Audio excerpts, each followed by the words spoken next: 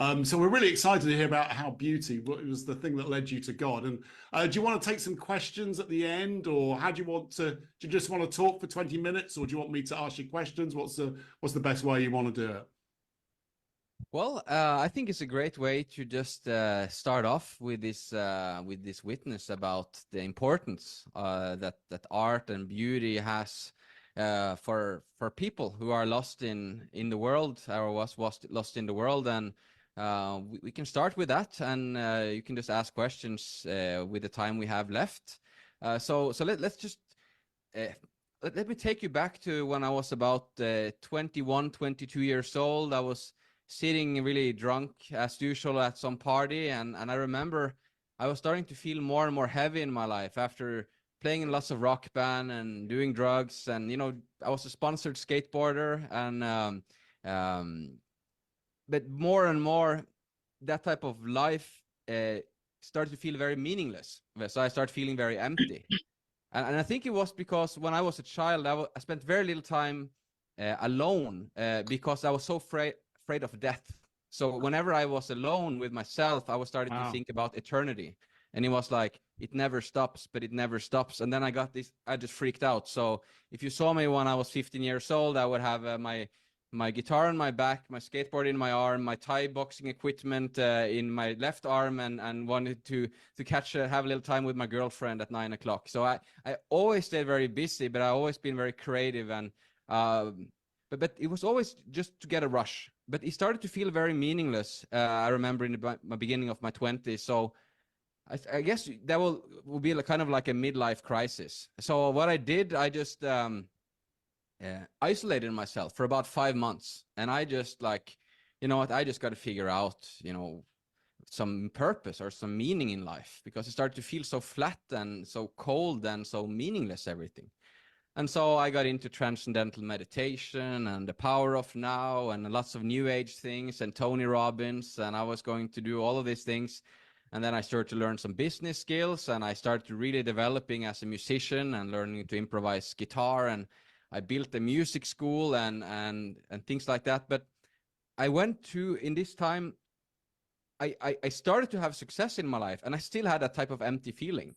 And so I moved to San Francisco for a while to study music. And while I was there, I took a class called musical appreciation. And it was like it was like I stepped into a world that I have that was been right under my nose. And I think it's like that for many people, that there is already so much beauty around us, but it's like we are not spiritually awake. Yeah. Or maybe, which is my theory, is that we avoid that beauty because it becomes unbearable to be around true beauty, because it reminds us that there is something deeper in life. It really Wow. reminds us of God. So we want to destroy beauty. We want to distract people from beauty. We want to distract ourselves, because it really, the presence of God is a great comfort and a joy when you are on a good foot with God. But if you know that you're not, it becomes almost like an uncomfortable feeling there, right? And I guess it should be. But what happened is that I trained my ear to being able to take in more and more complex music. So before, when I listened to classical music, I only heard maybe one or two instruments. I have to shift my focus. But after really going into ear training and understanding the history and the meaning and everything of Western music, I was able to take in more of the whole of the beauty in the music. And it was like, whoa, this is more powerful than the black metal I'm listening to. This is real power. Wow, nothing is more powerful than classical music and these beautiful melodies. Whoa, this takes me out of the world. And so what happened is that when I walked the street, suddenly I walked in the same street and I saw the architecture, and I got the same sense that there was something that transcended the reality for me. And then I came back to Norway, and I was looking around for that experience. But at least for me, I think a lot of the things that I was seeing around me didn't really have that depth or that beauty to it. So it didn't took me in there. So where did I go? Well, I went to the church, right? So I was going down to the streets. I remember hearing the church bells one morning, and I was sitting there with my little sister, and I heard the church bells, and I was like, you know what? I'm going to go to church today. And nobody in my family is a Christian. You know, it's a very like a radical home with my mother is on her third husband, and it's like, yeah, pretty crazy place to grow up. So, but I went down to the church, and I was just sitting there and listening to Bach and just looking up, and I was like, wow, what is this? You know, I've been meditating and all of these things, but there is something deeper. I can get some peace with this new age stuff, but where is that joy? And I remember I'm meeting people and I saw in their eyes, there's a certain joy that I see in the eyes of these people who follow Jesus that I don't really see other places. And I was sitting there and contemplating on this beauty as this was taking me into a deeper reality. It was pointing me to something deeper that I was longing for. And I remember there was one sermon where they say the sin is yours. And so I was like, what do you mean? And I was like a very angry guy. I would play like had a gambling problem, and I would hit walls, and I would come up to play breakfast, and I had, you know, blood on my hands, or smashing cell phones with my with an axe in the but I remember I started to feel like sign of a sorrow for the many traits that I had. Before, I just thought it was cool. I loved it. I loved that people thought I was a bad boy. I thought that was cool. I thought that made me powerful. But then he said, the sin is yours. And I started to awaken my conscience in a bit. And it was also the type of melancholy and the beauty of some of the music in the church, which made you, it's kind of awake your conscience in a way. And then I remember there was another sermon a few weeks later. I just kept going there, you know, Sunday after Sunday, enjoying the music. The word didn't make any sense to me, right? You could meet me in the street and give me the best sermon in the world. You would not hit my hard heart.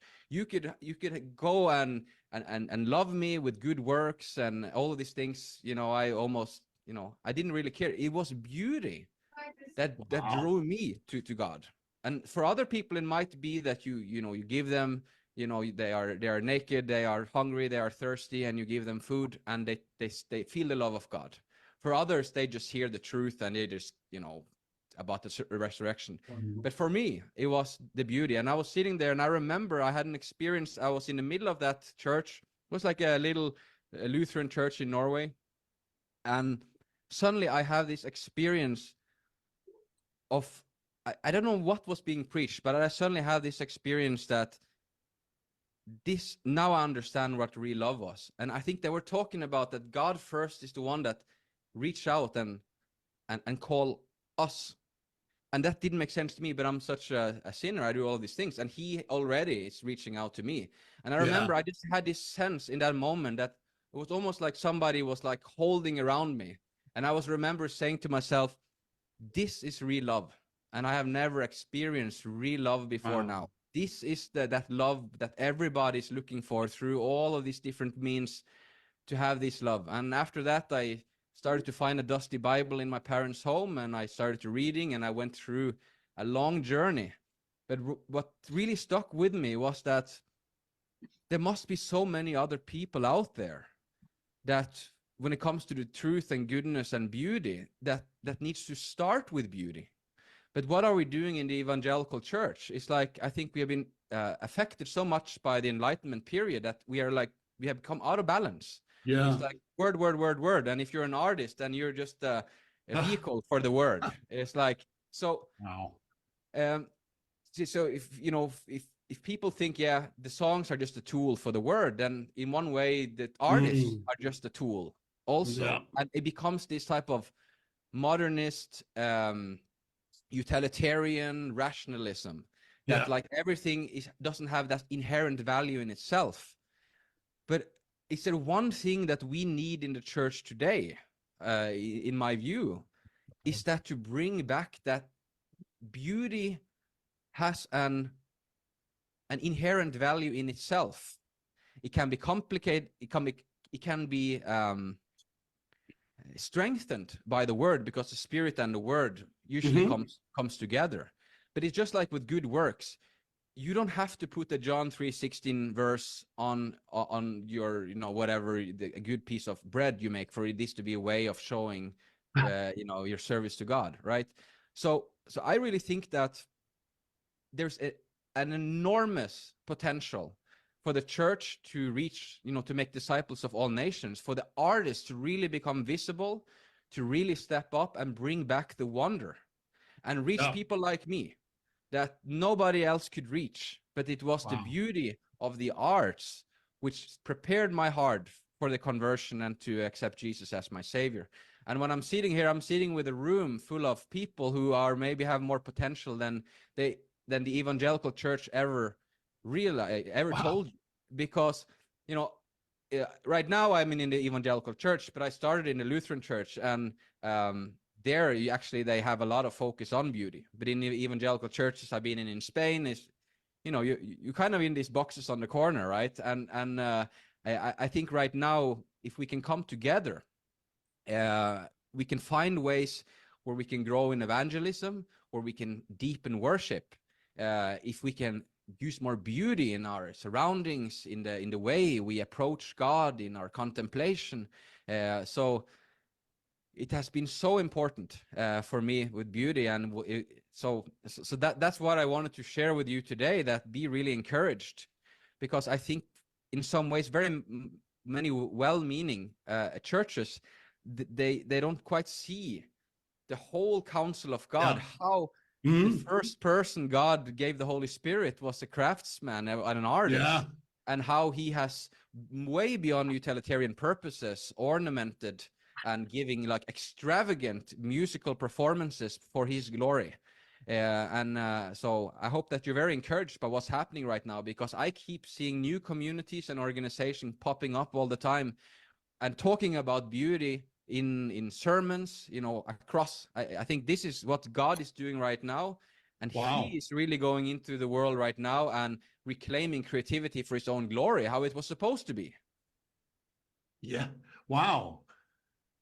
I love it. Wow. That's so good, Magnus. Wow. Yes.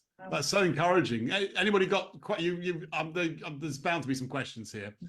Pile in, ask Magnus some questions. Do you mind if I make a statement or comment? It's really, for me, Magnus, it's really cool to hear you talk like that, because my father is from Estonia. So I have like a Viking, background kind of. He used to wear a shirt that said, Estonians are Vikings or something like that. And he's not a believer. And so I've been praying for him since I was 14 years old. So that's 30 some years. And, it's interesting, everywhere you go, when God has an assignment on you, it just comes out. So hearing you talk like that, it makes me excited, because I many times have thought, I wonder if I'll ever get to go to Estonia, and, because they'll look at me and think, I'm obviously American, but there's something different about me. And maybe they'll recognize in my art, because I'm a painter, maybe they'll recognize, hey, there's something different. Like you said, like you resonated is what happened. You resonated with the beauty that you saw. And so that's really my heart. No, that's it, isn't it? Yeah. It's really my heart. And a lot of people here, that our art will be a vehicle. And I don't put verses on my art. I do have abstract, but I'm going more and more into kind of a landscape painting between watercolor and stuff. And I'm finding myself like getting lost in it and finding God coming through it, and people are responding to it as I post or share, and it's just becoming more and more. And I think you're so dead on to say that I think that God is really raising up creatives so that we can, reclaim the things that the world has tried to really steal, because it's God's original idea to use art to commit to, his message. And I love how this point about depth, Magnus, is you longed for depth, didn't you? And as artists, I think that's what we've got. And so much of the world's art and creativity doesn't have depth, does it? It's shallow. It's a 3-minute song. It's and the church has got into that rut as well, I think. And it's like we don't spend time digging deep, do we? And yet that's what you were looking for. That was the sign, wasn't it? That was what brought you to God. It was that longing for eternity in your heart, because we know there's something deeper and bigger, don't we? And we've got not to be afraid as artists and creatives of digging into that and speak about modernism and how that's affected us as well, because I think you've got an interesting angle on that, and passion about that. Right, right. Yeah, so when it comes to modernism, some of the ideology there, which kind of stands out from all the other type of evolutions of, we have kept on, of course, evolving the arts through the centuries. But what was very different with modernism was that type of, it should break with everything in the past. So that is where it also becomes a vehicle to break with morality and truth and all other things that have been held. And I think that's why some of the reasons why it has become a very effective ideology for to lead people away from God. And that doesn't that's not to say that we haven't had good arts made or some interesting buildings, but I think exactly that type of universal beauty that kind of transcends, that is one of the senses that the modernism has been very effective of removing. So I don't say we should kind of crush and destroy modernism. I'm more that type of attack and rescue guy, where I really want us to transcend, and where it means it's very important. Some of the musicians I work with are from also, they're from Vienna, they are from Serbia, and they're very much like, okay, Magnus, we're part of your organization, but the last thing we should do is to be totalitarian back, because there has been quite a lot of totalitarian attitudes in some of the circles.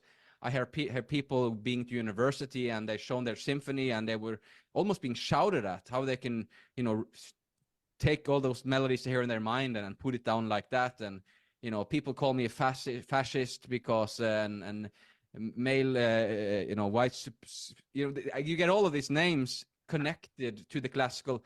And of course, that's very strange if they know that I'm working with crossover project with a black rapper in the United States, and my wife is from Ecuador. I think they will be kind of ashamed. But you have all of these strawman arguments against why the classical movement is something inherently bad, right? So you get this guilt by association because some misuse, but there will always be misuse. So so when it comes to modernism, I think it's a very clear message right now. How do we get depth? We bring more beauty to all kinds of styles. We can have diversity, but if you take a modern worship song and bring beauty into it, true beauty. If you take any type of art or building and bring beauty into that fresh expression of, 99% of classical architecture haven't been made yet. You understand? So that's how we can think about this. So when it comes to modernism, for me, it's been quite painful because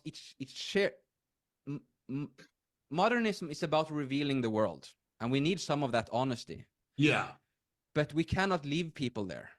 And that, I think some of the reason for the increasing mental illness and depression we have is because we reveal the world, but we don't transcend it. And with beauty, you can have a picture of the most gruesome torture of the most loving man in history, and there's still beauty there.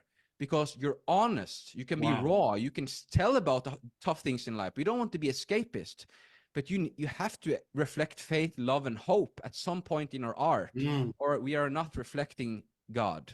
I think we have a question from Luis here. You wanted to ask something? No, I was just fascinated in how you were expressing so many things and thoughts that I really completely agree with.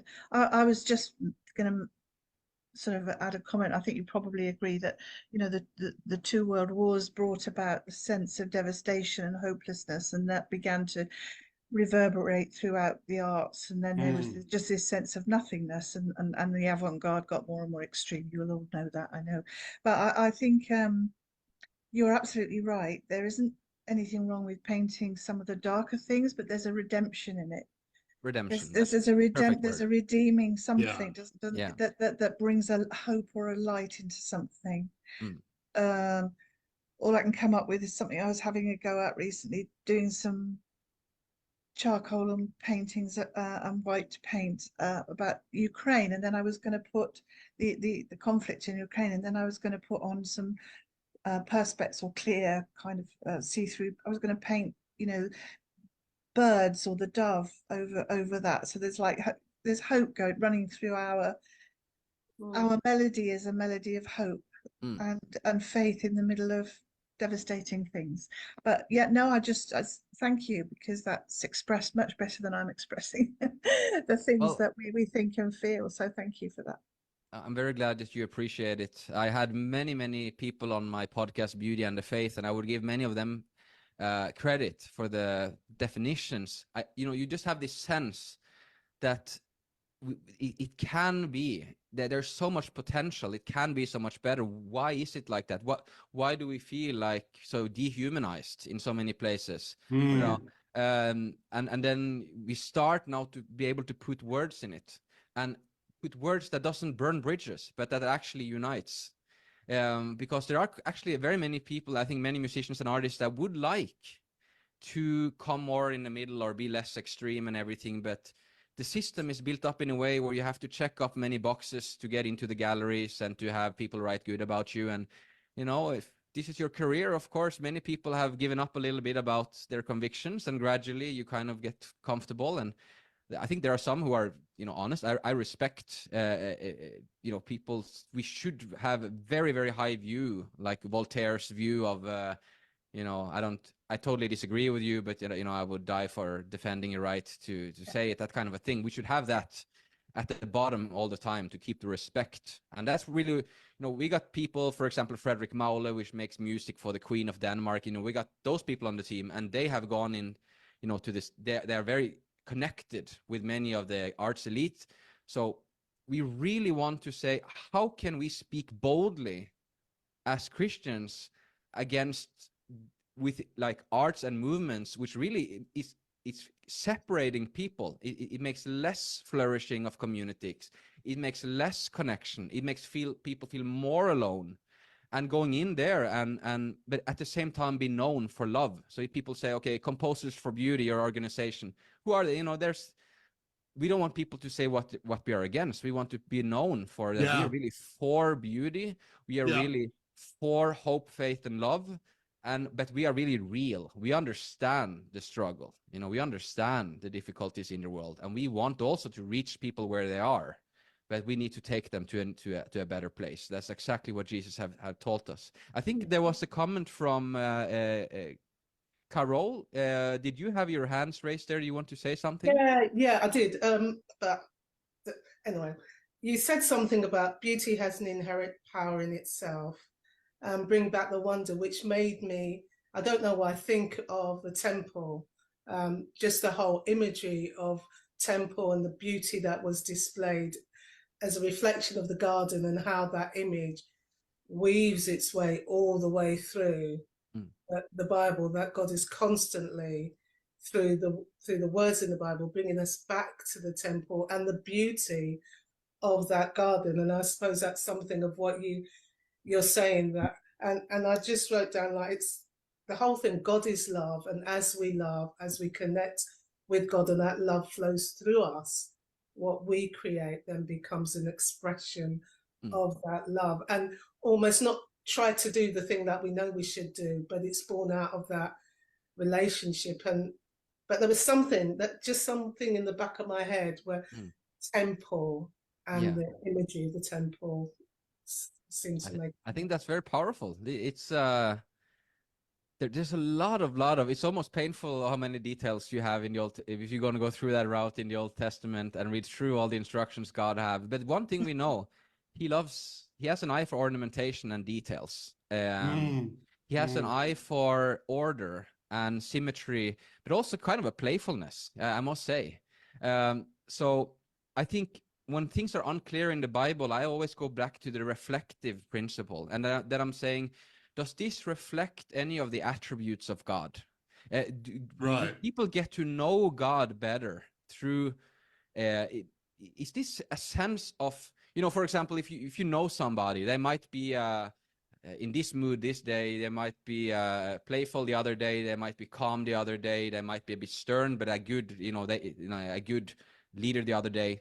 And God is like that. He has many attributes.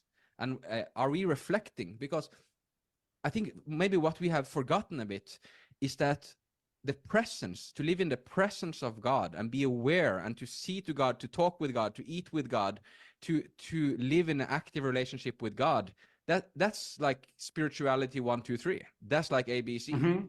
If you don't have that, that's when reading the Bible becomes flat. That's when you listen to a piece of music and you cannot focus. That's when you pray and your mind just wander. It starts with the presence of God. And how do we stay in the presence of God? Well, I would say beauty is the most effective anchor for Wow. us to Yeah. stay here and Yeah. show up and be here and think, you know what?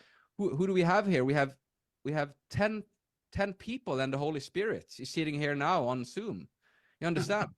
So let Yeah. us not neglect the Holy Spirit. We should always be aware that He is among us. And I think artists have been given by the grace of God an awareness of being able to smell the roses a bit more than other people, and we should help people, especially in an age where people have so bad attention spans. We are able to Yeah. hold them. The arts they will actually help the pastors to preach a good sermon, because we train them to want to stay in the moment, in the presence of God, right? Yeah. So I think what the Carol is saying here about the temple and coming back to that and the beauty and consistency. She also mentioned the garden. The Bible starts in a beautiful garden, ends in a beautiful city. It's a theme throughout the whole story of redemption, that it's going to be beauty. And if you just look at the New Testament and say, hey, what those persecuted Christians did there, that's the only real Christianity. If you see in church history, as soon as the persecution calmed down, immediately you have artists making beautiful arts in walls, in roofs. Immediately we're starting to make art for the beauty of God again. So we have to look at the whole council and not accept this reductionistic way of looking at the arts in the church. And I think you're able to see this. And when we talk about this gives people a closer relationship with God. And together with the word and together with good works, I think that's how the whole church is meant to be, as one body. So I got to head off in a couple of minutes. Is there one last question I can help answer? Or also, if there's something that comes up, just reach out and I'll be happy to answer it. Maybe Just, that's the last. just tell us a bit about what you're doing as well, because I don't think we've given them an impression of Composers for Beauty and what you're doing. Right. As your organization. Right. So I'm a classical composer. I have some of my pieces now being played in Vienna in January. There's 2 new pieces going to be played in June with an orchestra. So I'm working with that. I'm also want to do remixes of those classical pieces with a black artist in the United States, which is it's a hip hop producer. And because we want to bring also a revival of beauty into the conservative Christian hip hop communities. So we will be adding more beautiful instrumentation in there. And, we were already working pretty close. Me and his name is Chris Jones. He's been working with Shailin. Anyway, so I'm really want that this should spread into rock and metal and hip hop, a revival of beauty that's holistic. But I believe that to be able to bring in beauty into the churches, we need to primarily support composers so they can arrange and compose new beautiful music, and we need to be able to work together with visual artists and sculptors, because what we're doing right now, we're having a contest on the composersforbeauty.org website. So we only support living artists, basically. We want new beautiful music, and we want to see new beautiful paintings and new beautiful sculptures, and to come in multi-sensory experiences. So instead of cheapening the art so people can pay attention, why not immerse them? Why not have videos so we're going to actually make galleries where you can come in and there will be these videos of fresh expressions of beauty together with music, and people can be a part of it. So if you can team up with composers, you can make a 1-minute video, and for those who win, they will be exhibited for 2 weeks in Oslo and also be part of a great art movie, so people can contemplate. And also we're making this chain of cinemas and art center called Beauty and the Faith. There's so much things going on right now to really bring this revival of beauty and get the church to work together with the classical world, so we can get the best talents in there to glorify God if they want it or not. What I like to say is that if God can speak through a donkey, then he can make beauty through a heathen. So let us not be too dualistic about who we can work together with. It's all about, can we make disciples of all the nations? Can we make the disciples obey? Meaning, can we help people create in a way that reflect God? So really, I got to be heading off here right now, but I encourage you, if you want to be a part of especially bringing beauty and coming together and helping, bringing that depth, we need brothers and sisters, especially in this, with the Holy Spirit's help. See if this contest is something for you to join. If you win or not, we will be posting this 1-minute video on social media and around everywhere. So God bless you, everybody. I'm so encouraged to see you here, and I'm so glad that I was able to put a few smiles on some faces today. That's always the sign of a good leader, is how many shiny eyes you have around you. I saw a couple of shiny eyes today, so that's a successful day for me. Thank you very much, Magnus. That was really inspiring. Thank you. That was brilliant. Thank you very much. Yeah, thank you. Bye. See you later. See you later. Bye.